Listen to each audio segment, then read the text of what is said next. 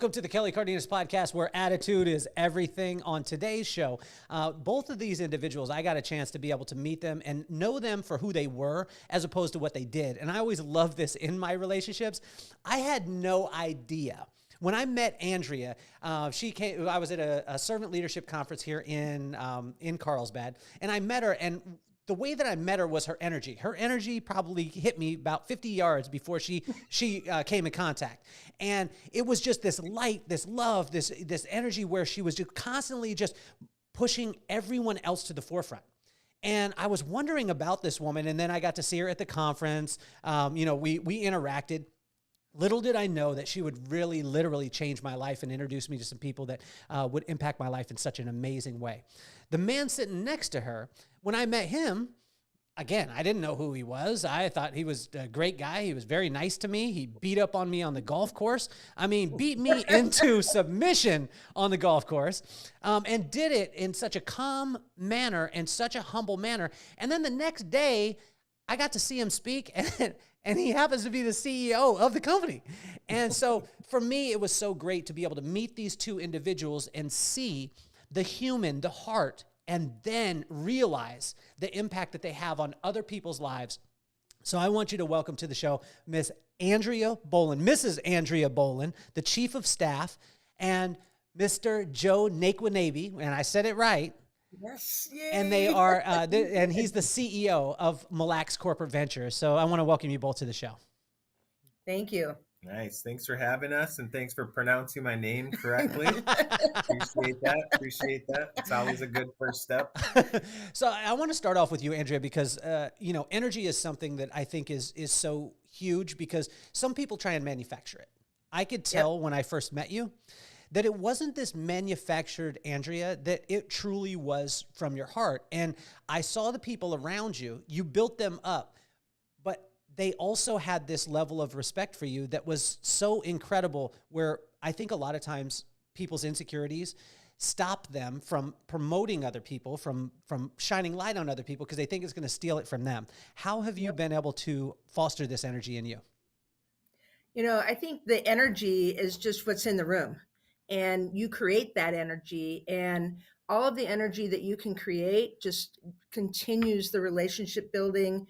And then when you really need something done, that it's there. They're building a trust through that relationship and that energy, and they bring it forward. And then they know when there's a focus, they know that we're going to get it done, right? And that's where that respect comes from, and because of the trust and the relationship we've already built ahead of time. So to give the listeners a little bit of context, this word has been huge for me recently, because a person asked me the other day, they asked me about the result of something that I had. And they said, well, you spend a lot of time with your family. And she was just starting in her business. She said, I want to spend time with my family. I want to spend time with my wife. I want to make sure that I I never sacrifice anything outside of my family. And I said, but you got to understand the context of my story. The context of my story was a lot of sacrifice early to be able to get to the point where I get to do these kind of things. And so with the listeners, what I want you to understand is Mille Lacs Corporate Ventures, guys. This company is absolutely massive, which we will go into, but it's massive because of the way that they treat the people. And that's why I want to lead into this with Joe, because Joe, you walked in the room and it wasn't like everyone sat up and said, oh my gosh, the CEO is here. We need to act like this. Everyone turned around with the biggest smile and they were like, it's Joe. Like it was amazing to be able to see this. How have you been able to do that? We're not talking a small company. We're talking a major, major, major corporation, and the responsibilities that you have. But literally, how are you able to keep that type of family feeling in a company that large?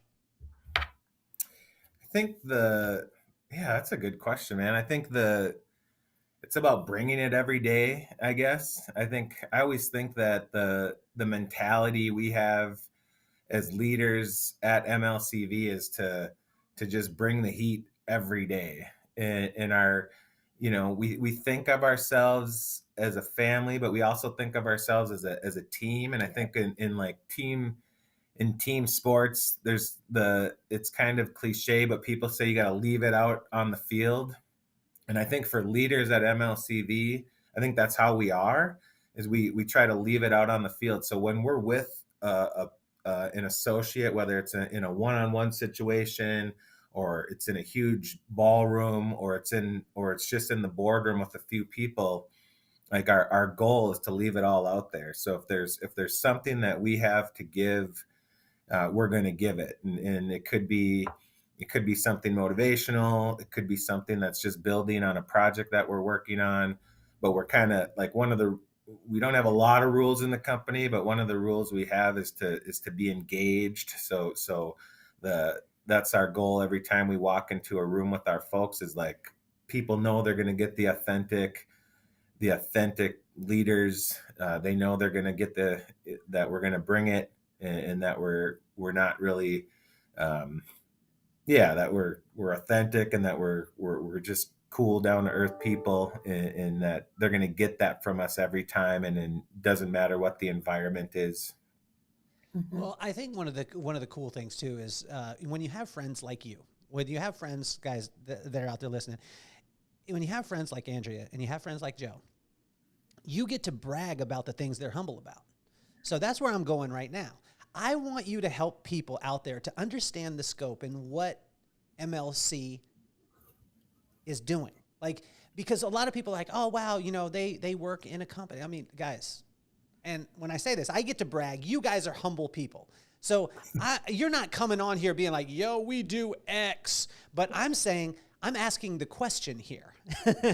Can you talk to us about the scope and how massive this project is, and what your company is actually that you guys are doing? Sure. I mean, I think across our entire portfolio, we're over 3,300 associates across the portfolio. Our core and main business is gaming. So we're owned by an American Indian tribe in East Central Minnesota, and so gaming is really the kind of lifeblood of our company. So we have two large scale casinos here in Minnesota. And outside of that, though, we have a large portfolio of commercial hotels and resorts and restaurants that we own. We're just really passionate about people and about entertaining people and about hospitality. And we also have a government contracting company called Muckwa Global that we just launched, and we're almost to $100 million worth of contracts with that company, and we think that's going to be our next $1 billion company. So that's been an exciting ride for us in the past 2 years. And we're also launching a slot financing company right now called SlotCo, that's aiming to do business across North America, and that's just another interesting company of ours. So the scale is huge, but I think that it's because of our owners, and because of the mission that we have in our company, which is to service the 4,700 Mille Lacs band members here in East Central Minnesota. And it's really about trying to create this robust middle class of folks here in East Central Minnesota, who in history have just not had this opportunity in the economic realm for a few hundred years. So I think it's an interesting task, and there's gigantic needs. And I think one of the ways we think about things in the company is where there's a need, there's an opportunity, and certainly that's kind of how we roll here at MLCV with trying to build out our company. So. Well, even in saying it, Joe, you're humble, right? So as you're going along, you were like, we're going to do this. We've got 100 million in contracts. This could be our next $1 billion company. So the reason why I'm saying this to all you out there listening is because I want you to understand the scope of what is going on, but also to realize that whether you're doing $1 in business a year or you're doing billions of dollars in business, the people are the most important thing. And Andrea, I want to shift to you because I had an experience, and you probably didn't even know that this was the experience that really shaped my time at the Mille Lacs convention last year or 2 years ago. I can't believe it. But it was when we went to dinner, and it was the way that you treated the waitress when we were at dinner. You knew her name, you talked to her, you engaged with her, and you spoke to her and lifted her up. So it wasn't that she was serving you. And this is where I see it a lot of times. You'll go into a place with a high-level executive like yourself, the chief of staff of this company. You'll go into a restaurant, you'll go into a shop, and that person will go in with the attitude of, I'm here, you need to be serving me. And you went in with the mentality, I'm serving you, although you're serving me. Can you help us with this, and why? Like, how are you able to do this? And it wasn't like this thing wasn't set up. I was just watching. I was eating my great steak. I loved it. I had a great time, but I was watching, and I was so blown away by this behavior. You know, the thing is, Kelly, is we're all the same. We're one large family. And as a family, no matter how many are in that family, you need to know who they are. And so it's a mission of both of ours to know as many people as we can by their first name, and whether it's where they live or how many kids they have or, what they do. We in the organization, it's not too many of us that use our titles within this organization because none of us are different. And we all have the same mission in life within the corporation. And that is very important to make sure that I'm no different than Joe, and I'm no different than, like you said, that server. It's not any different, and we're all family, and we should be treating that. We should be nurturing that and making sure others do the same thing. So on the show, Joe and Andrea, we never use curse words, although I'm going to use them today. Not that I'm just saying I don't. I haven't, or maybe I have. Maybe my mom's looking down from heaven and saying, like, you need to stop that. Now, other people, they're free to say whatever. We're going to use 2 curse words in business. Servant leadership. This is probably the most offending thing that people talk about, especially when someone like touches it for the first time. Can you talk to us, both of you? I mean, Joe, maybe you go first. Talk to us about this, because when people take on servant leadership, when you come from a power structure, that is the worst cuss word that you could ever say in an organization. Yeah. Oh, totally. And we were in that same boat, the very much, 10 years ago, if we just dial back time, we were in a very authoritarian structure, and everything was super hierarchical. All decision making just kept getting funneled and pushed to the top of the organization. And, I just looked at that and thought, that is not going to be fun for me. and it can't be fun for the folks that are continuously pushing this stuff up the chain and really asking for permission just to make the right decision for the guests. And I think the shock of that, it's an interesting thing to try to do for an organization, because I think that so many people are used to just pounding the fist on the desk and getting things done and kind of wielding power. And a lot of times people work their entire careers to get up to the point where they can do that. So to go and tell people and to try to convince people that the real power is in serving has been just probably the most interesting ride that we've been on as a company. But it does make sense. I mean, it makes things, convincing people that the best ideas are the ideas that are closest to our guests is something that ended up being pretty intuitive for us, and something that people could buy into, and that's really been probably the big unlock for us, is just convincing people about valuing our guests, understanding and not taking them for granted, understanding that they're smarter about what they want than we are, no matter how smart we think we can get. The guest always knows what they really want, and to tailor the company around that has been a big deal for us. So, Andrea, one of the things I saw with you too is that it wasn't that you were pounding someone saying, you need to take care of these guests. I watched you and you did it, this Jedi, where you took care of the team and the team felt so engaged that they went out and took care of the guests. Can you talk to us about this? I need this Jedi. I need the Jedi. We all need the Jedi. Andrea, can you help us? Well, that's the key, though, to any success is remembering that you're serving others. You're serving the people that you're trying to build and to try to get successes out of. And as long as you're servicing them, they're going to be successful. It's providing them the tools or helping them out or doing tasks for them. But it's also even just that smile or getting to know them a little bit. It's all around holistically an approach that you have to understand, and it's got to come from inside you, and it's got to be naturally who you are to be able to deliver it. And that's been probably why it's been a struggle at times, because it's not natural for everybody.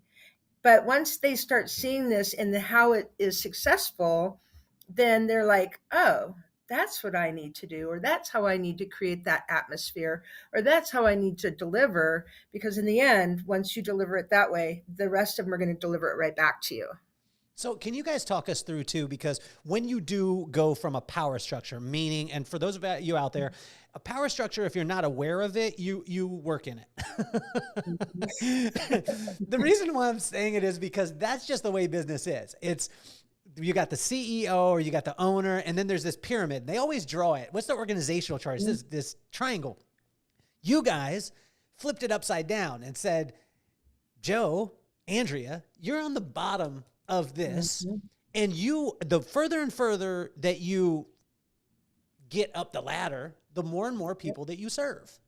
Mm-hmm. Okay.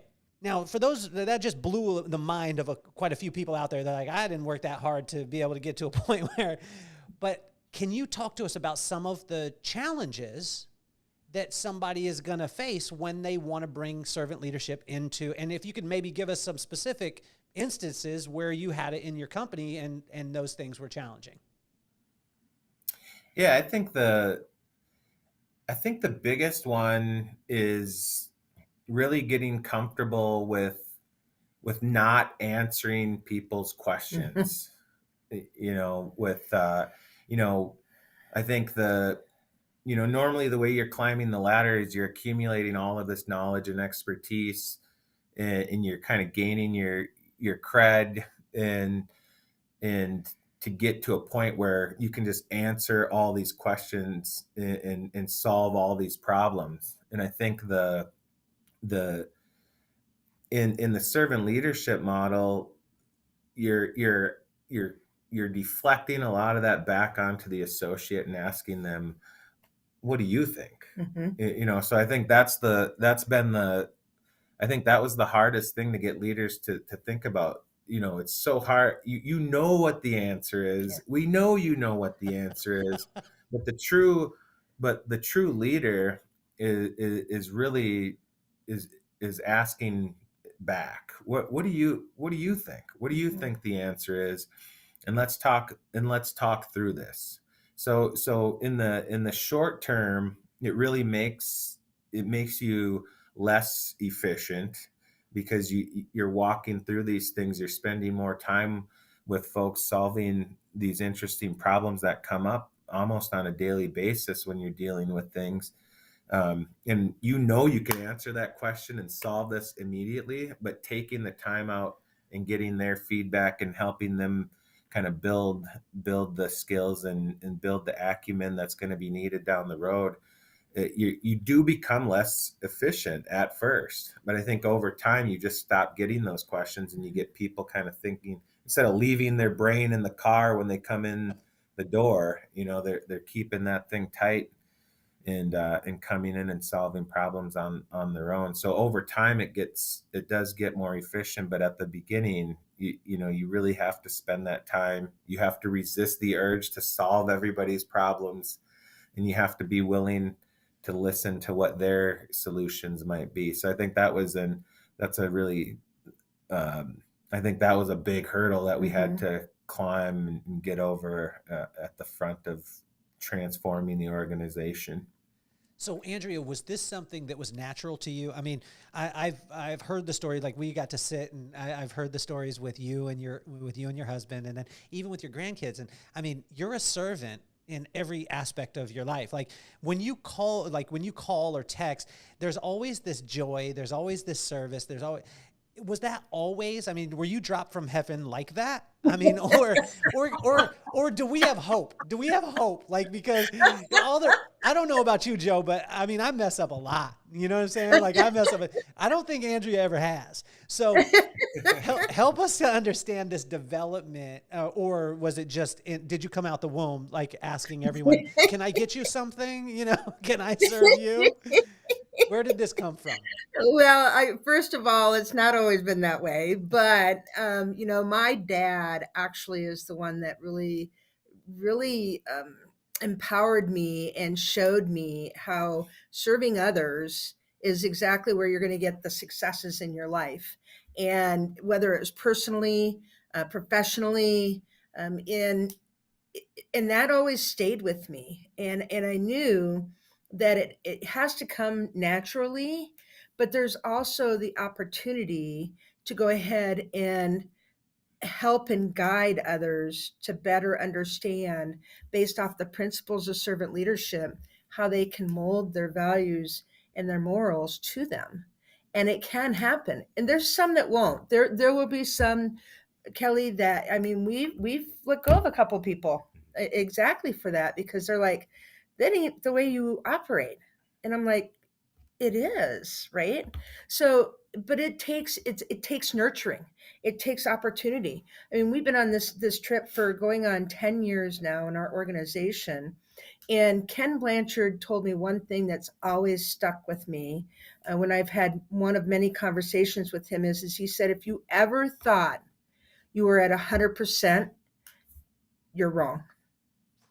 Because servant leadership is always needing to be nurtured, coddled, and fostered in any relationship you're in, again, whether it's personally or professionally. And I always remember that. So I'll go and, I do a lot of reflection at the end of the week, and there's days I'll go, did I really do that? Or did I really say that? Or did I not? Did I forget that I should have asked first, right? So it's always reflecting and always nurturing it. So, Joe, one of the things that really impressed me and really connected me, not only that first time of seeing you speak, and by the way, guys, I mean, if you get a chance, you're getting a chance to see it now, but if you get the opportunity to see this guy live, it's another level. Like, it's another level, because it's not like he has this presentation that he comes in, he's trying to hit it. He's going to have the presentation, he's going to be prepared, but he's bringing something that no one else can, which is Joe. And at the end of the night, we all hung out. And I remember going back to my room. I went back to my room, and then I thought about it. I was like, man, I get a chance to be able to spend some extra time. So I completely intended to go back up to my room, chill out. Everyone's like, do some alone time, get yourself prepared, all this stuff. And I got up there about 15 minutes. I was like, are you kidding me? I got the opportunity to be around some of the greatest business people in the world, and all I have to do is go downstairs. So I got dressed again, went back downstairs, and there's Joe. And he's sitting with everyone. He's not just sitting at the table with the C-suite people. He's sitting with everybody. And at the end of the night, the thing that hit me so hard was one of the ladies, everyone was having some drinks, stuff like that, and the bar closed. And this one of the ladies, I can't remember her name, but she was like, she went to ask for a drink. There wasn't any left. Most people are going to say there's none left. As opposed to saying that, Joe looked around the room and then saw that the bar was gone. And when he asked somebody, the bar was gone. He got up, went into the back, had the caterer come back out, bring the stuff out, bring pitchers of drinks back out, and sat him. And Joe wasn't drinking what he had them bring out. And then it was just this natural thing. You were talking. I think you had a cigar at the time. I was like, man, this is some gangster stuff. You know what I'm saying? Like, so tell me this though, because sometimes you see that and then the company goes awry because everyone's like, oh, it's Joe. He's just my buddy.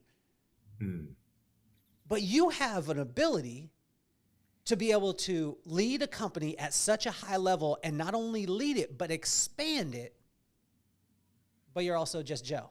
Talk to us about that switch and how and when you know to turn it on, turn it off, and go that way.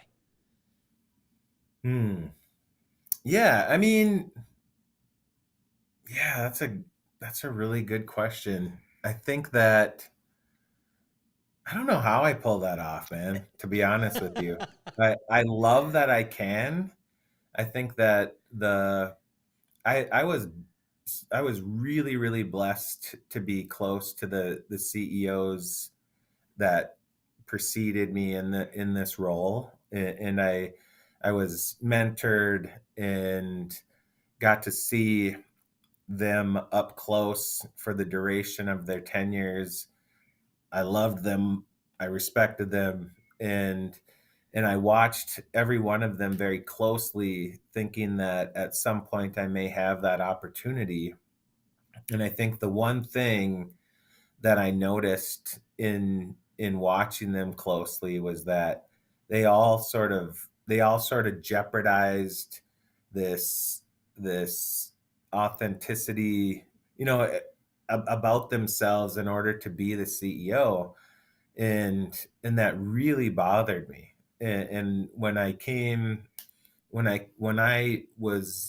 into my role, I made this commitment to myself that I would not do that. I would not jeopardize who I am, whether it's the father that I want to be, the community member that I want to be, the son, brother, etc.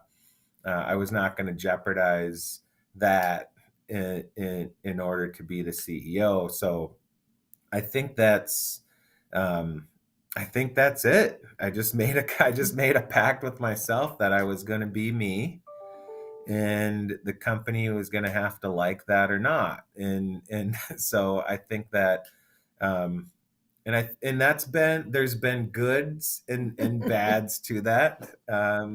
We have a famous story from one of our conferences where I might have got a little too crazy during the conference, and may have spun 14 donuts in the parking lot with my car. But yeah, so I think there is a line. I think that's the one thing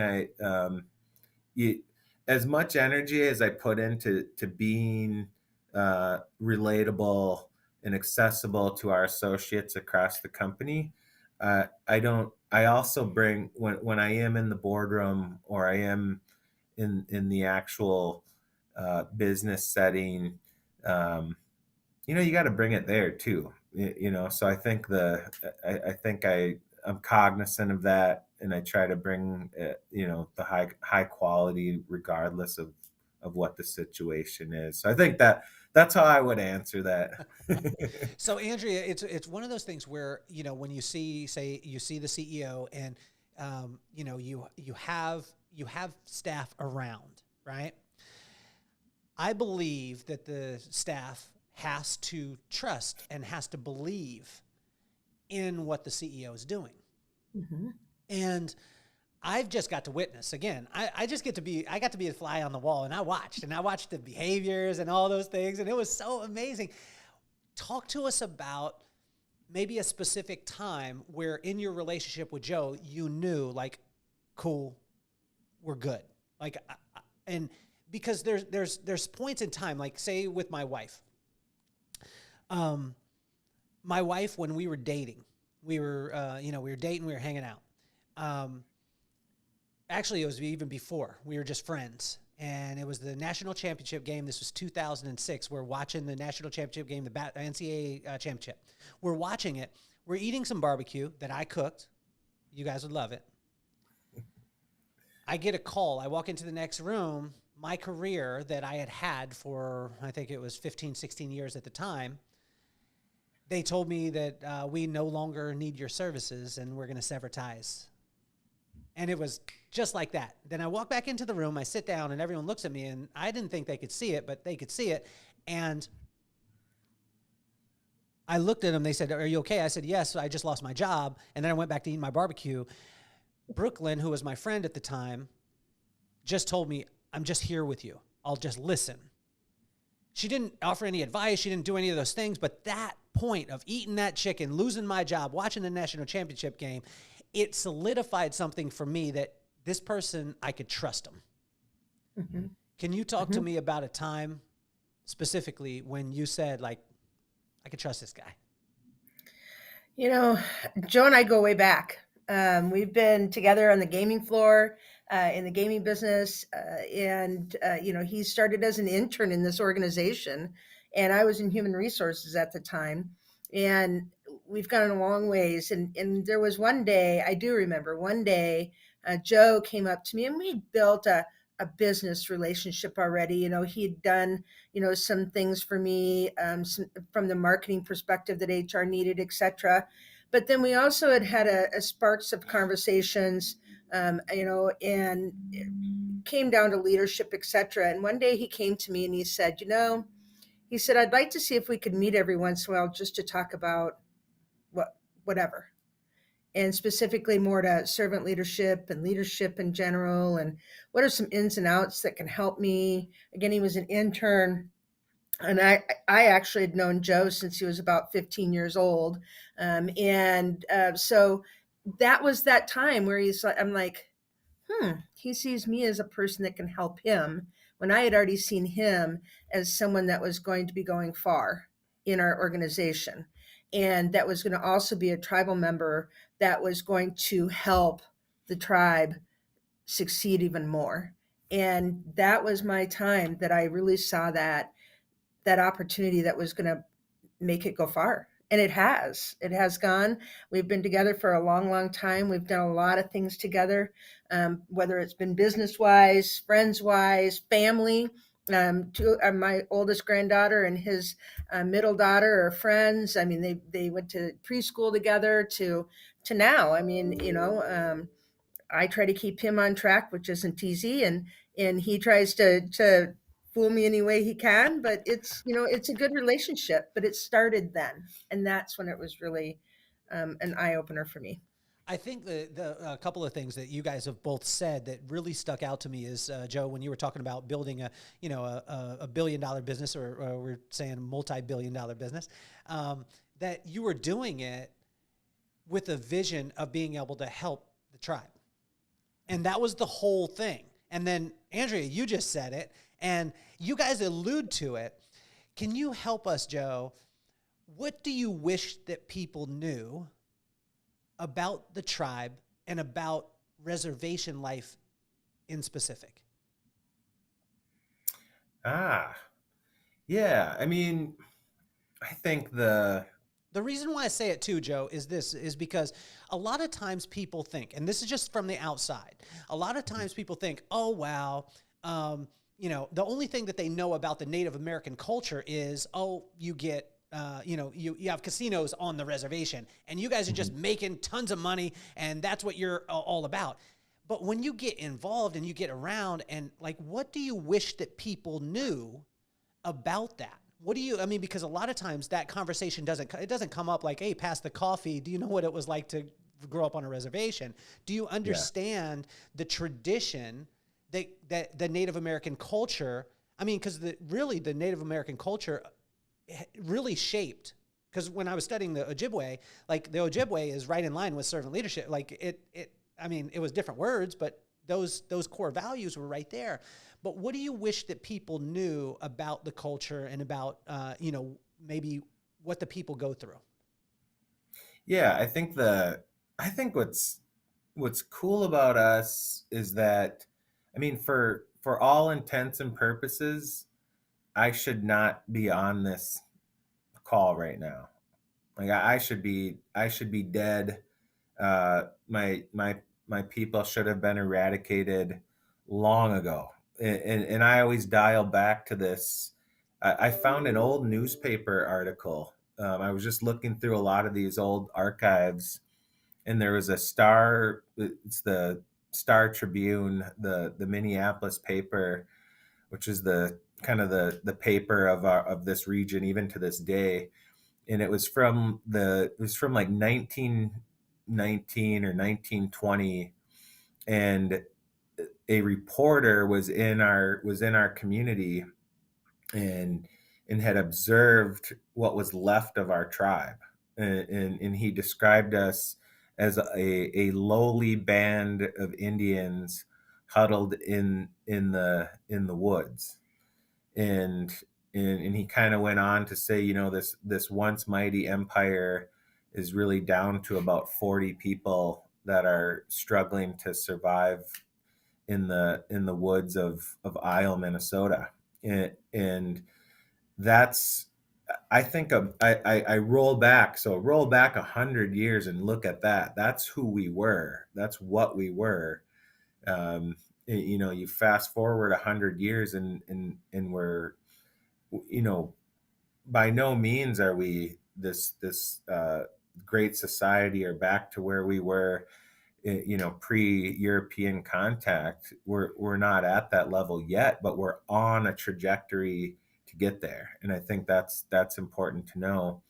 And I think it's also important to know that the reason we were, we were down to about 40 people huddled in the woods of northern Minnesota is not, it's not, that was all by design. That was all by design, and it wasn't one-off bands of rogue settlers that were killing Indians in Minnesota. It was literal U.S. Indian policy. So I think so.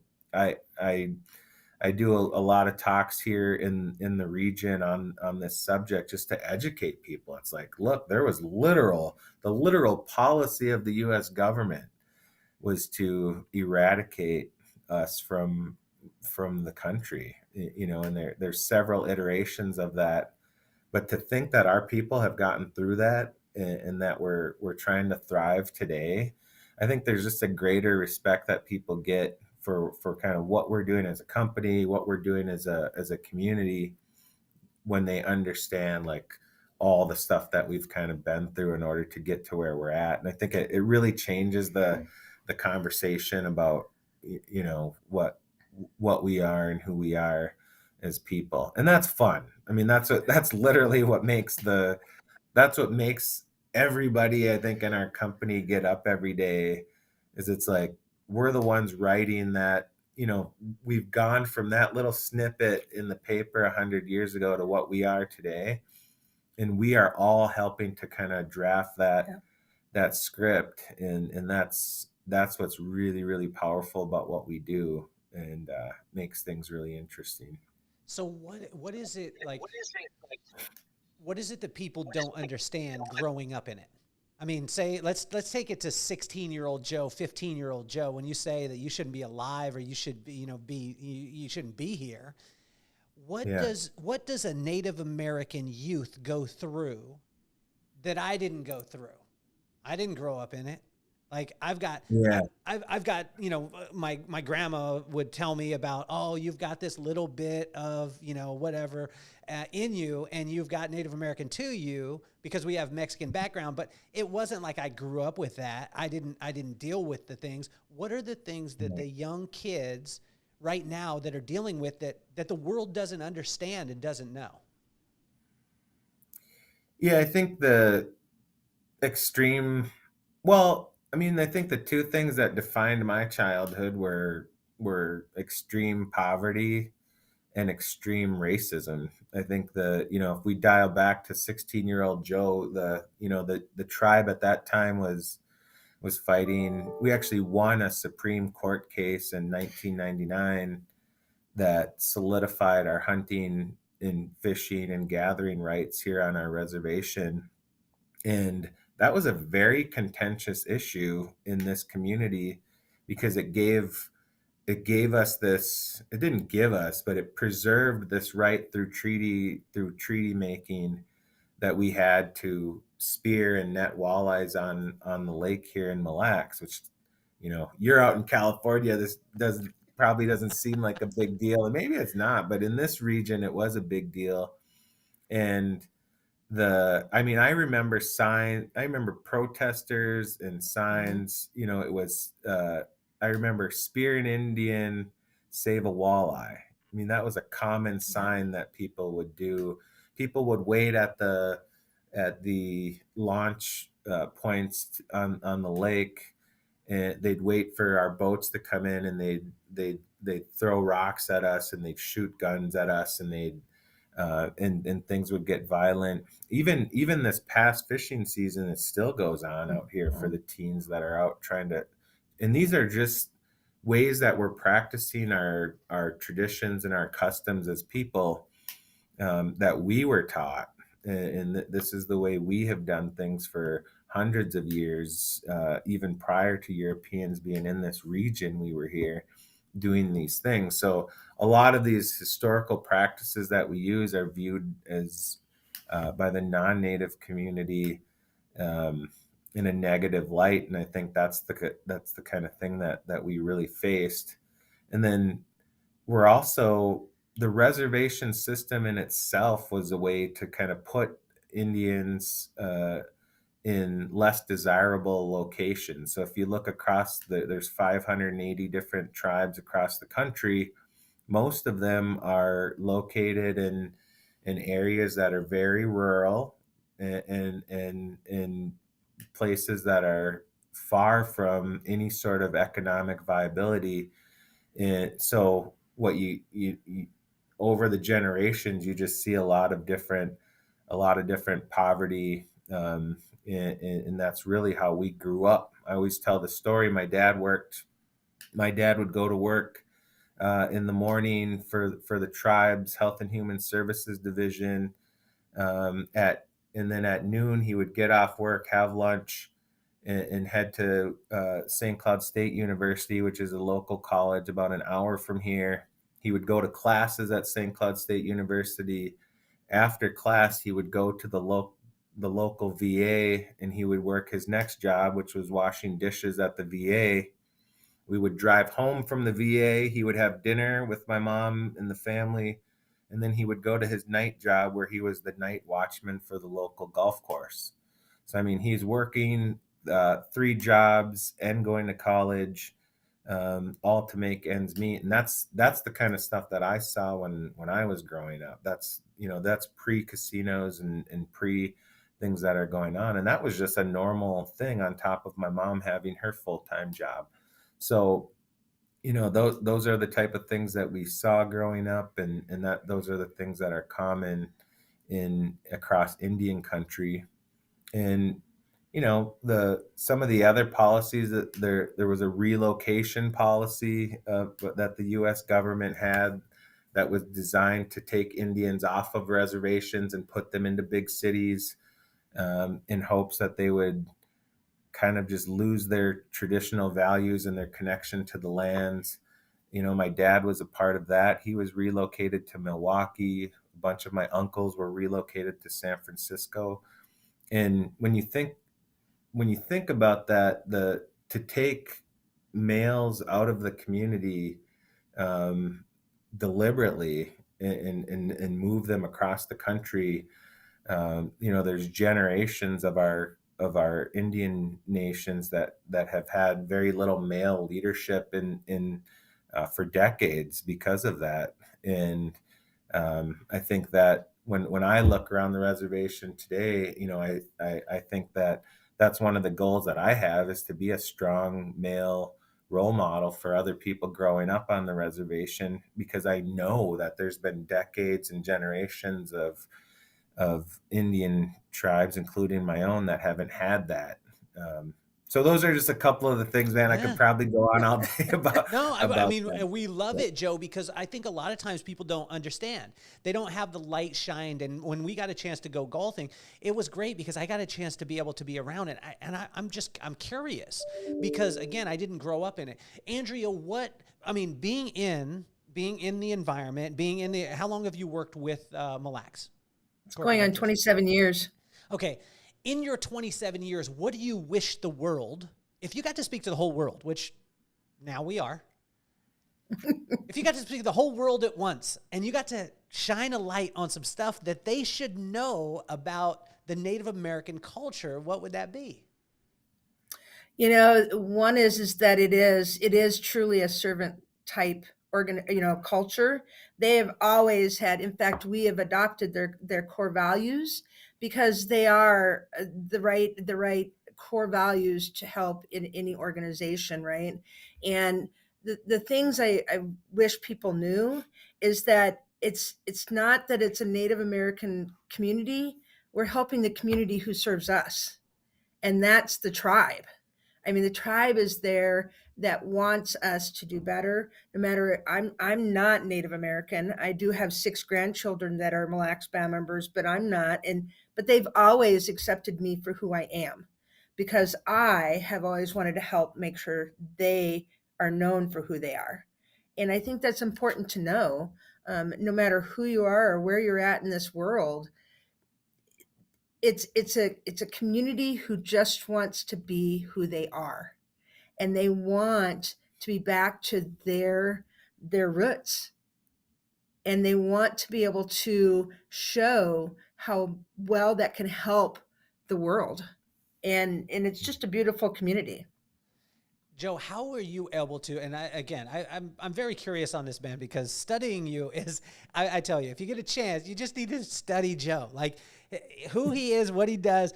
You have this. Okay, he has a phenomenal taste in sneakers, and this was a thing that I saw, and I was like, man, this guy. I mean, he's got some taste. How are you able to take on the new technology that you do, right? Because you're expanding the realms. When you talked about like the government contracts that you guys had, the different resorts that you had off of the reservation, it wasn't just thinking in this hey, I'm in the tradition, right? You were using modern tools and technology, but you weren't afraid of them taking away your heart. And where I think a lot of people get caught up because they're like, well, this is where our ritual is. This is what our tradition was. So we got to stick to this. And you were able, I've never seen anybody do it like this. You're able to stick to the tradition, stick to who that is, but you're also wearing the coolest sneakers that are today. How are you able to bring the past and the future and you marry them together and create this billion-dollar business? that's rooted, oddly enough, that's I think that's rooted in, it's rooted in my culture.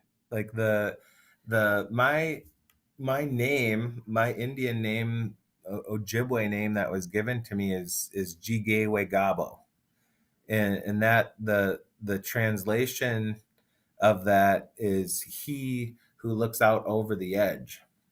And the medicine man that gave me that name and had that dream, his name was Muse, and he saw the dream that he had is he saw me, he saw a kid, a young boy running through the woods, running through our maple sugar camp. And I was just running through the woods, and I was running really, really fast, and he wondered what the heck I was running from, but I wasn't running from anything. I was chasing a deer. So I was running through the woods chasing a deer, and then the deer took a hard left, and I kept running, and then I stopped right on the edge of Lake Mille Lacs, and I stopped to look out over the lake. And that's where he derived my name. So he who looks out over the edge. And I think that the somehow we all grow into our names. I feel like, I mean, that's a very, it's not a unique occurrence. in our culture. Like it happens a lot where people just grow into their names. And I think that's kind of how that's kind of what I did. You know, I grew my job. I see myself as that little boy running through the woods. I see myself as that curious kid chasing something. I see it looking out over the edge. To me, is looking out into the future. So I kind of feel like somehow the old men and women that named me somehow gave me the path that I'm on, you know, and I take that very seriously. Like, I think that my job every day is to look out forward. Sometimes it's going to have to be over the edge. Sometimes things don't work. I'm also not afraid of that.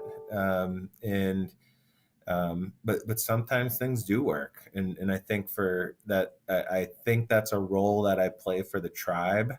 That's been really natural in being a role that I play for the company. So I think that's where it's rooted. And somehow maybe I had these dope moccasins on or something when I was running through the forest, because I do love shoes. Yes, and you got good taste, man. You got really really good taste with them. Andrea, as you're going through, what are some things that have just become normal to you? And Joe, I want you to answer this afterwards too, because like you just said, and it rolled off your tongue. You were like, oh, well, you know, I got this name and it was the medicine man and he did this. And everyone out there listening is like, stop there, medicine man. Like, what are you talking about? This is normal and natural. What has become normal and natural that when you look back at it, as far as tradition within the tribe and within the culture, that you're like, okay, well, this is just normal everyday occurrence. But when you stop and look at it, then some people might look at you sideways when you say it to them? Well, for me, I mean, it's natural, you know, for traditions that happen in the workplace. For example, you might walk into any floor here at our offices and smell sage burning, which is trying to cleanse the air and cleanse the bad things out of the air, and out of the you know, what might be going on. And those are just natural, where someone else that's visiting our offices might get off the elevator and go, something's burning. Like, where's the fire alarm? But that's just natural, and we know that, okay, there's something that's odd in the air and we're trying to release it, right? Okay. So that would be one of those things that someone might walk in and that would be totally there, right? Well, and the reason so why that's one of the things. One of the reasons why I say this is because the other day we have a little tradition in our family, right? So when we sit down to eat, then we pray, and then when we pray, we get done, and then everybody kisses everybody. And my daughter is now 13, so you can imagine how this is going right now. Yep. And my son is in. My son is Maddox is. I mean, he's in. He's 10. He kisses you on the lips. He looks you in the eyes. He goes at it. He gives you a good smacker. But my daughter is like, I'll give you the top of my head. I'll give you the side of my face. I ain't trying. And we do it in public. We do it everywhere. And my daughter's like, Dad, are you kidding me? This is just a tradition that we have, right? And people think we're weird. The other one is that we do, when we do dinner, and my kids get mad at me on this, and we do it in public too, and it makes other families feel uncomfortable because I make them do it too, is we start with, say it would be Andrea. And we say, okay, everyone goes around the table and says something specific that they love about Andrea. And it has to be specific. And so everyone goes around the table and everybody gets their turn. So then Joe would get his turn and Andrea and I would say the thing. And other families are like, are you kidding? Like, and if they say something that's not specific, like this is a nice person, we're like, try again, go. Like, we want something very specific. Joe, talk to us about some of the traditions. I saw you start to smile when I asked this question. Tell me some of the things that maybe your non-Native American friends, it's just natural and normal to you, but sometimes when people hit it or see it, that it freaks them out a bit, but it's just natural to you. Yeah, I started laughing because I knew she was gonna mention the sage burning because we just did it this morning. Hmm. Like I got here right away, and I was like, "All right, I gotta sage. I'll sage my office quite a bit, but you know I'll sage the entire fourth floor every now and then. And today was one of those days, so I'm sure she walked in today and was probably blown out. And so I knew that's what she was going to mention because it was so top of mind. Yeah. I think we're a prayerful people. So we start all of our big meetings, our board meetings, within, somebody will offer tobacco to a speaker of our language. I myself have been learning a bunch of that. So oftentimes I'll start our board meetings or our advisory board meetings. We start the conferences out by really welcoming in the various spirits that we believe have helped the Anishinaabe people for a long time. And some people just kind of like get side weird about that. And um, in a lot of, I think but it is refreshing. Like I think eventually people really enjoy that. And we also do monthly their dish settings here at the company. They've dwindled a little bit just because of the COVID stuff, but these dish settings are very prayerful as well. It's an opportunity for people to offer tobacco for the things that are ailing them, or the things they want to pray about, or the things they want to be mindful about. And I remember when I first brought these into the company, I said, these are things that the Anishinaabe people have been doing for years when they've asked for things, or for good fortune, or just for people to be mindful for. Why would the company not do that? So we started bringing those into the company, and they're not exclusive things. It's not some club Hmm. that you have to be a part of. These are uh, these are things that are open for everybody. So it started out as a small group of tribal members that would get together, and then it's grown to anybody in the company. And folks come when they're dealing with tough stuff, or when they just want to be thankful for things that they've been given. um, and it's all walks of life that come together for that. So it's become this thing that's important for the entire MLCV community. And it's been a really cool thing for us to see it kind of grow in that way and be embraced across the board. So it's been pretty neat. So, Andrea, I want to ask you, how do you, because obviously, like in the culture, we have tradition, we're rich and steeped in tradition, things like that. Then we add servant leadership, which is, servant leadership is sometimes not that you're going against the tradition, but servant leadership is not, we've done it this way, so we continue to do it this way. We did it this way. And like both of you said, like if it doesn't work, then you're not afraid of that. How do you know when to give the permission to yourself to move through tradition onto something? And I'll give you the context here. I was driving in the car with my dad. This was a couple years ago. And my dad always calls me boy. And he's like, boy, we need to get Uncle Lou's reel to reel fixed. And I was like, what? Reel to reel, Dad? He's like, yeah. And I said, why? And he's like, because Uncle Lou has a bunch of reels with some really good music. And I was like, Pop, give me your phone. He's driving. He hands me the phone. I download Pandora. And I type in 70s rock. I Bluetooth it to the car and start playing it. And he turns to me, he's like, boy, where'd you get that music? And I said, it's on Pandora, Dad. He's like, Pandora? Where's Pandora? I said, it's on your phone, Dad. He said, how much did it cost? I said, it's free, Dad. He's like, how much music is on there? I said, an unlimited amount.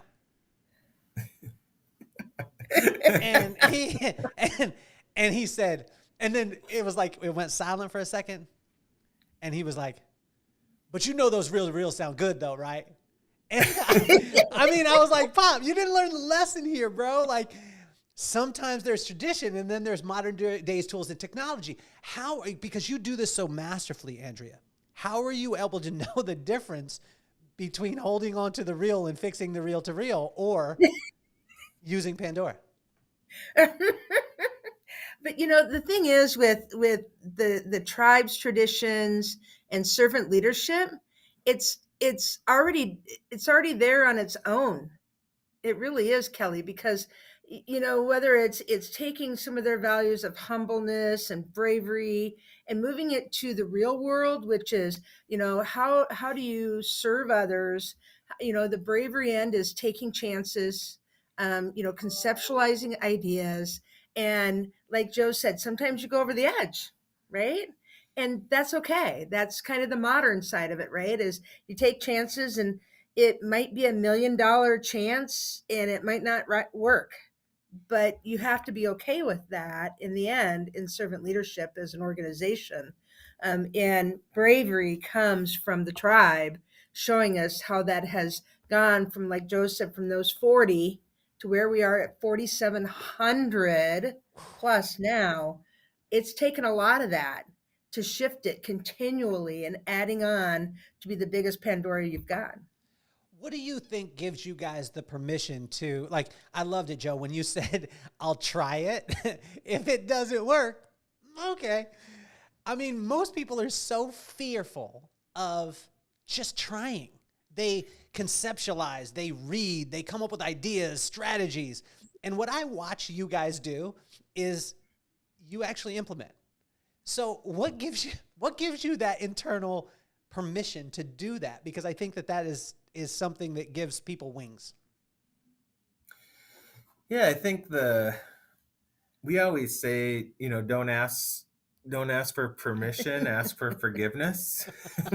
Like there's that in itself is just a flip, like we'd rather have people trying stuff and saying, oops, I messed up. And that was a big mind shift for the company. But I think as well as the other thing that I think about is in decision making, we've set this framework for decision making, and it always starts at the top of the funnel is really thinking. Like, what are you thinking about? What are the ideas that you're considering? Talk to us about your thinking when you're tackling this issue. And then eventually you have to push all of that through these principles that we have as a company or that we have for a certain project. And then it gets, once it gets sifted through all of that, then it gets jammed into really this data review. And we always talk about asymmetrical bets. What of these ideas it looks to be the most asymmetrical, and then that's how the decisions are typically made. Like if we can make a small bet that's got gigantic reward, those are the ones that we obviously favor the most. And if most of what we're doing are making those, that we're usually in a pretty good spot. How are you able to, and Andrea, I want to ask you this, is you've been with the company for 27 years, you said, okay? So 27 years ago, it wasn't the juggernaut that it is now. No. We can agree on that. Yep. When you're making decisions as you're that kind of underdog, yep, it's different than when you're the juggernaut that you are now, because a decision that you make could cost millions, tens of millions, if not hundreds of millions of dollars. Mm-hmm. How do you keep that spirit of, when you said the bravery part? Because it's super easy. Like for me, when we started our company and there was 4 of us, we were like, we're going to, change the world. We only got 1 box of color, but we're going to, use the color and then add the box back to the shelf so it looks like we still have stock. And everyone was like, yes. And then I remember getting to a point where where we were doing millions of dollars a year. And I found myself sometimes being timid at making a decision where when I was growing in it, it was almost like when you're creating the revolution, everyone's like, yes, we're in. And then when you get to a point, then people start to play not to lose as opposed to win. But I see that Mille Lacs Corporate Ventures is constantly playing to win. Can you explain this to us and help us, the companies out there that are on the rise, to keep that spirit as they go? Well, I think the key thing is just because you have a failure or what you perceive as a failure, we don't perceive them as failures. We perceive them as learning opportunities. Or how can we bring those back and either re-tear it apart and put it back together, or we shelve it, or we go ahead and say, okay, at least these are the things we learned, and this is what we're going to put forward to the next project. And it can be painful sometimes. I mean, before Joe became CEO 9 years ago, is it 10 years it's going to be now? Before he became CEO, it was a very cautious organization, except for our gaming enterprises. It was very cautious. And Joe came in the first year, we added the hospitality lane to our world, and we added more. And people were a little like, oh my God, what's going to happen if it fails? He's going to be fired, type thing. But it's okay because not everything did succeed 100%. And I think that gave people the comfort and the understanding. And I think these small businesses or these small organizations need to understand you have to allow that, and you have to go ahead and be able to continue fostering. And that comes back to that relationship building, fostering the opportunity to say, okay, that might have been painful, might have been really painful, but how do we recover and how do we go on to the next one? Because we can't just stop because we lost the first one. And that's important for us. How do you know, Andrea, when, like you were talking about it earlier, you went quick on it, but you got to the point, you said servant led, and then you were like, well, there was times where we had to let people go. I think a lot of times people think like if you're servant led, then you're this pushover, that you're just soft and you just love people and just keep them Yep. around in the organization. As a servant led business, but we're both laughing at it because we know that's not true. Yep. But that's Hmm. the, I mean, a lot of times that's the part when you say that servant leadership part of it, how do you know when it's time to move on from someone? The hardest part, one of the hardest parts, besides, like Joe said earlier, is about asking the questions instead of answering them. The other part to it is people thought servant leadership was soft. It's a soft, and that means you're a soft leader. But the key is servant leadership is very successful when you have the relationship, but you also have expectations. And those expectations are what set the stage for everything. From taking opportunities to just throw things out there in the world, to actually go ahead and put your money where your mouth is type mindset, but also the expectations and the framework. So when it is successful, the rewards and the recognitions and the pat on the backs, right? But also when the failures occur or learning lessons occur, how do we grab those really quick? And I think that's so important, is to remember that in its core. So Joe, 10 years ago, you started in the business. I'm going to ask, well, and either one of you can answer this. I'd like you to answer it, Joe, but you're so humble that you might not answer it. Can you talk to us so people understand, again, the scope and the context of these kind of things? Let's talk about the growth that has happened in the last 10 years. And if we can talk about it, and Andrea smiled and she was like, get him, Joe, get him, get him. But let's talk about the numbers. And it's not, I want you guys out there listening. It's not about growing $1 billion business. It's about the fact that you can grow $1 billion business if you focus on the thing that really matters, which is people, which Joe has done. So I want to preface that. Now it's time to get after it. Let's get to the brass tacks of it. 10 years ago, let's talk about the growth and what that actually meant. Yeah, I think so. 10 years ago, we were basically two big casinos with a few small companies across East Central Minnesota. I think So we were doing. what are we talking about as far as revenue Yeah. per year at that time? Yeah. So from our non-gaming portfolio, we were probably doing about $7 million in top line revenue per year. And today we'll do this year we will do somewhere in the neighborhood of a hundred in we'll be well over 100 million in our non-gaming portfolio. And this year, even in a COVID impacted year, we'll be well over where we were back then. And back then, our profitability on that 7 million was in the single digits from an EBITDA margin standpoint, and now we're sitting up into the 20% upper teens EBITDA percent range for those companies. And that's where we're at so far. And like I said, we're poised to be much bigger than that in the next 5 years. So What does Joe see?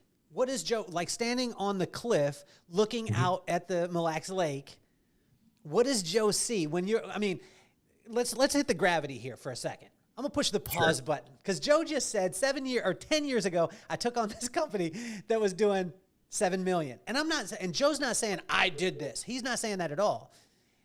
But with him at the helm, it went from 7 to over 100 million. And the profit margin, which Andrea, I love it because Andrea lit up when I went, because most people don't think, if you don't own a business, you're not thinking about profit margin. You're thinking that if you work in a business or you're an employee, you think, oh, the company makes 7 million. So the owner is taking $7 million home and I'm making that for them. It's not like that at all. no. We're talking about single digit profit margin, and then to go to 20, monumental. What does Joe see as you look over the cliff? Well, we're on a path to build. I mean, what I said earlier was real. Like, we're trying to build. Our goal right now is to build more billion-dollar brands. So in the next, our kind of longer range goal is to build more billion-dollar brands. We already have one of those that's worth over 3, and that's our Grand Casino brand. But we really want to get to the next one. We think Muckwa Global is the next one, and we think SlotCo has the ability to get there. And we'll kind of see how that one goes. We have that one on a 2-year sort of run right now to see if we can prove the concept. And then beyond that, we're also looking at NewCo.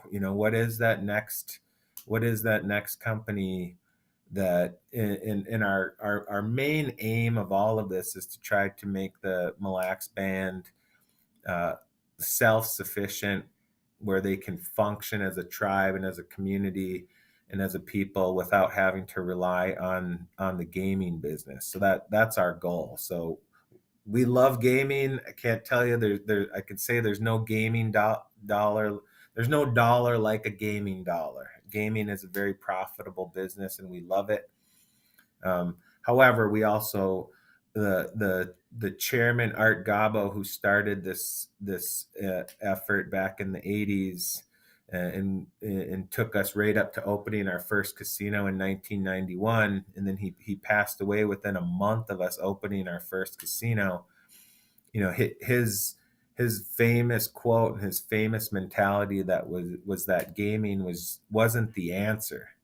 Gaming was simply a tool to help us kind of launch into economic development outside of gaming. So we're really utilizing that vision and that path to drive where we want to be as a company.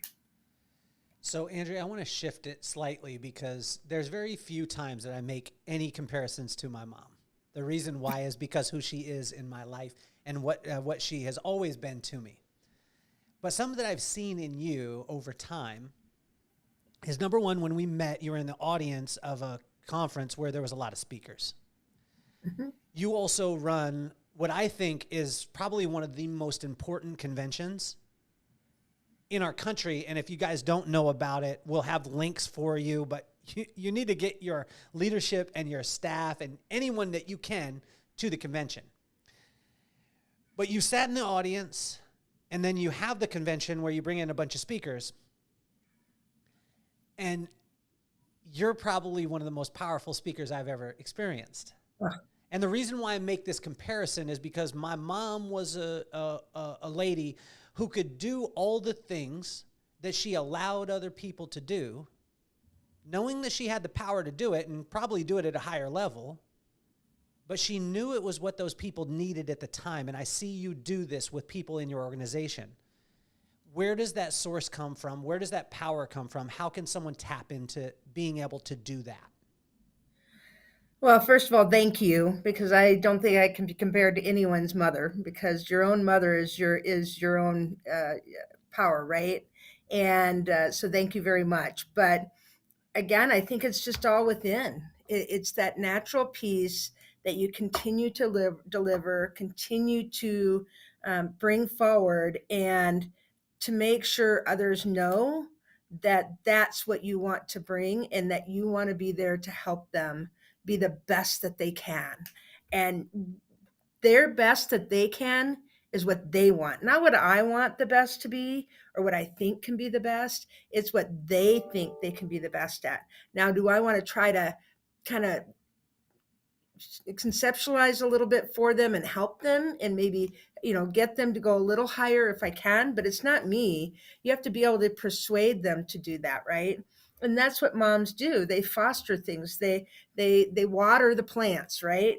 It's the same thing with the children and the people that you work with. You're just fostering it. You're just feeding it continually. And anything I can try to provide them, the tools, the resources, the opportunities, that's what I want to do. And anytime you can do that and deliver that in any format, then you're successful with it. And I don't look at it as being successful at it. I just think that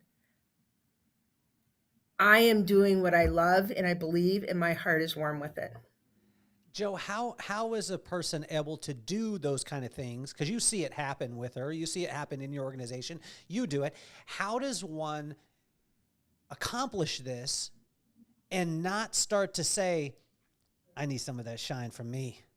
I need some of that from me. You know what I'm saying? Like, what I always used to love is I'm a fan, and you are too, of Jordan, of Michael Jordan, and you saw Scottie Pippen, and people would argue like Michael wouldn't have won without Scottie Pippen, and then there was some things in the press at times where there would be some sound bites of saying that, hey, I was better than Jordan, or I was just the same as Jordan, and stuff like that.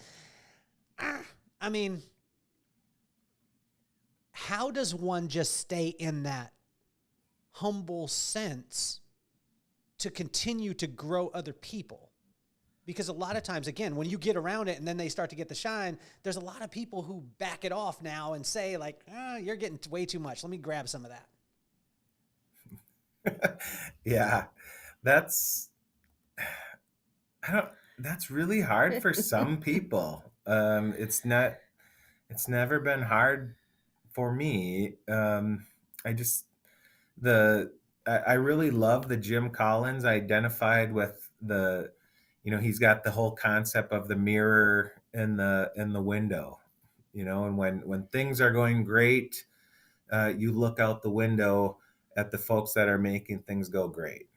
And when things are not going great, you look in the mirror and look at what's causing the things to not go great, and I think that's been I identified with that from an early age. I always think that I don't have any superhuman ability, but what I do think I have is an invisibility cloak, and I know when to use it. And my invisibility cloak is when things are going really, really good, I put the invisibility cloak on myself, because I want the attention to be on the people that are doing the actual work. And when things are going really bad and things are really tough, I take the invisibility cloak and I put it on my people, because I don't want people blaming them. I want them blaming the folks I'd rather have them blaming the guy that all of those folks are trying to follow. And I think but that I think it's a mentality shift, though. I do think it's something deliberate. It's a skill, and just like any skill, you have to work on that and just find ways to implement that. But I really do think yeah, I enjoy that.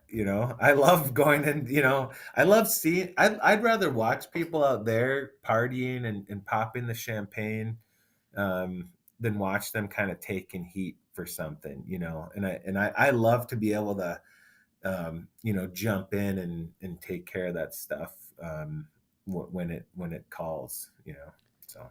Can you both share some uncommon disciplines that you have? And the reason why I say this is because anytime that people fly at the orbits that you guys do, there's uncommon disciplines that you have that most people don't see, right? And I noticed one when we were sitting, and we didn't get into the conversation, but it was just like, you said something, Joe, and then somebody else said something about it, and you guys laughed, and then you moved on. But it was about the biking. It was about the biking and how like headlong you went into this thing. And I was like, oh, I ride a bike too. And then you started to explain some of the disciplines that you did with the bike and how far you went and how often you did. And I was like, man, I mean, I don't ride a bike like that. I rode a bike when I was 9. You know what I'm saying? Like, can you share with us some uncommon disciplines that helps Joe be Joe? Oh, me? Yeah. And then Andrea, I want some, because No. what I want is, and people are looking for, and this is a disclaimer to all you listeners. If you apply these things for like 3 days, you're not going to run $1 billion business. I'll just tell you that right off the bat. You're not going to grow the way that Andrea has if you do it for 3 days. Or you do it half staff. But what are some uncommon things? Like, I mean, some ridiculous things. Like my wife gets on me because like this morning I was up, I hit the snooze, I think 3 times today, but I'm generally up about 5:30 and then, do a little something. And then I go to the beach and see the sunrise and I write and I read and do all the stuff. Some people are like, you're crazy for doing that. And I'm like, I mean, I think I'm crazy if I didn't. What are some uncommon, like, some crazy stuff about Joe and crazy stuff about Andrea that people don't understand that are happening behind the scenes that lay this foundation? I think physical torture is one that I would mention. I mean, I consider myself an endurance athlete. I love running. I run at least 1,000 miles per year. And then you were mentioning biking. I've added in biking where we're trying to do about 5,000 miles of biking per year on top of that running. But I'll do at least one full marathon per year, and I'll do somewhere in the neighborhood of 20 half marathons. And those are just the fun runs. I also do training. There's a ton of training that goes into that. I think I don't think that's not that uncommon. You'll run into marathon. Hold on, Joe. Joe, you just said you run 1,000 miles a year. That's 800. That's 85 miles a month. That's over 20 miles a week. That's uncommon, bro. Like, that's uncommon, man. Okay, well that meets your question there. No, I love that. I think it's one of the principles we have. Is to be physically, pay attention to your physical health, and we try to teach folks here. Part of the transformational leadership process that we put people on here is part of it is that it's when your body breaks, your mind will break down well before your body breaks down. So if your body breaks down, there's not a lot of good you're going to be able to do for yourself and your family and your community, etc. And I think Yeah, that one's crazy, but I just picked that one up in the last 10 years, and I love it. I don't think I could function without taking that abuse. You see how humble he is too. He was like, I just picked it up, and I was waiting for you to say like 2 weeks ago, and you were like 10 years ago. Like everyone actually tuned out of the podcast right now. They shut it off. They were like, this dude, like, there's no way. That's amazing. It's amazing, Andrea. What are some uncommon things, uncommon disciplines that you put yourself through, and you hold yourself to that standard when no one else is holding you to it? I don't do what Joe does. That's No one for else on sure. earth does. So just wanted to let you know that. But I think, and I don't know if this is uncommon, but I always end my week and I always begin my week with reflection and looking at what are my opportunities. I do. My dad taught me that. Joe's instilled that into me refreshingly, periodically, and to his team too, is to always reflect, but also to look forward too. And I end my week and I begin my week that way because it keeps me centered, it keeps me focused, and I have to do that both personally and professionally, because both of them are very fast paced and have lots of things going on. We focus family first in this organization. That has been, it's one of our principles of our organization is family first. So I look at that first, and then I look at professionally. And for example, even though I'm only less than 5 years from retirement of what I want to do, but I'm still reflecting on how can I get better? What class can I take? What opportunity can I learn from? Where can I go to? Who can I have as a mentor? Those types of things also. And I think that's something that's really important is how can you continually add influencers into your life? Because that is very important to me. I just want to let you know if all the viewers saw it, but I want to let you know, Andrea, that Joe just got very uncomfortable when you said you're retiring in 5 years. So I saw his body language go from chill Joe to be like, hey, sister, you ain't going nowhere.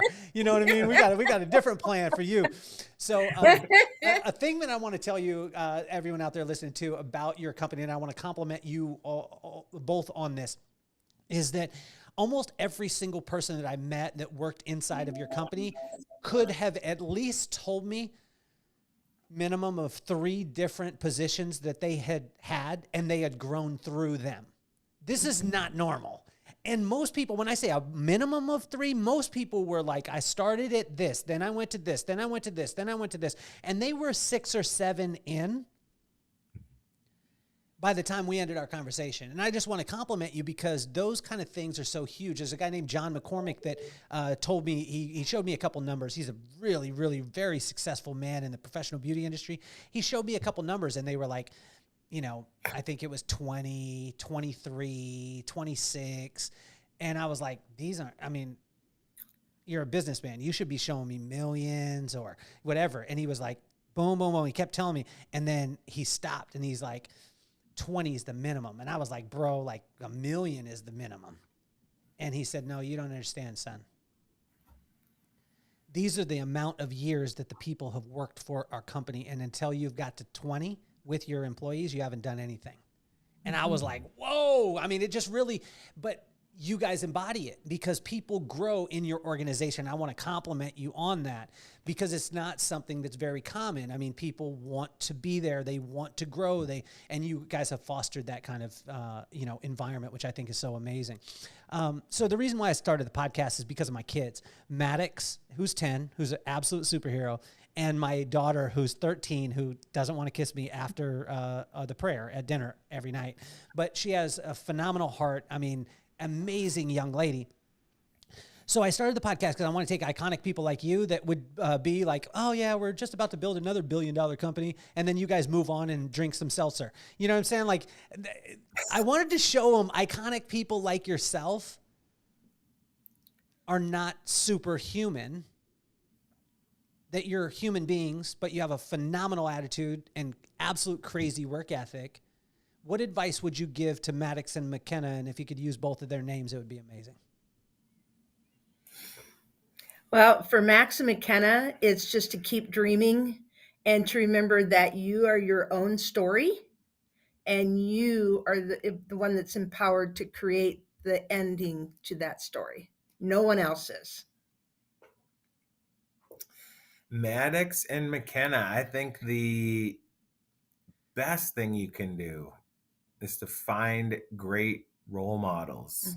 And you're so lucky to have one that you get to visit with every day. Your dad's an amazing businessman, but he's also just an amazing human being in what he's doing for the world through this podcast, through his businesses, and through the things that he does to model for folks like myself, folks like Andrea, is just amazing. But again, I think leadership is, there's so many things to learn, and I think always seeking those folks that are cutting edge, always seeking those folks that are trying to make a difference, and making role models out of those folks is one of the biggest things I would offer you. And once again, you're just lucky to have a great one in your father. Well, I want to thank both of you because it has been an absolute honor. Not only the show, to have you guys on the show, but to have you as friends and have you in my life. And I want to have you back as often as possible because I think that the world needs to hear more of people because most people think you either make money or you do the right thing.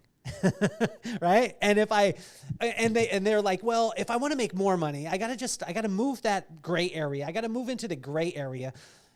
And I'm not saying that Joe or Andrea or Mille Lacs Corporate Ventures is perfect. It's not. It's a business. It's people. But what I'm saying is that they're doing the right things for the right reasons. And guess what? Oh, wow. The right things keep happening. Your message is so very important. And not only to just the Native American community, although it's so important there, it's so important to the world to see that what you guys talked about is it's not about growing the Native American culture. It's about the Native American culture saying, come guys, this stuff works.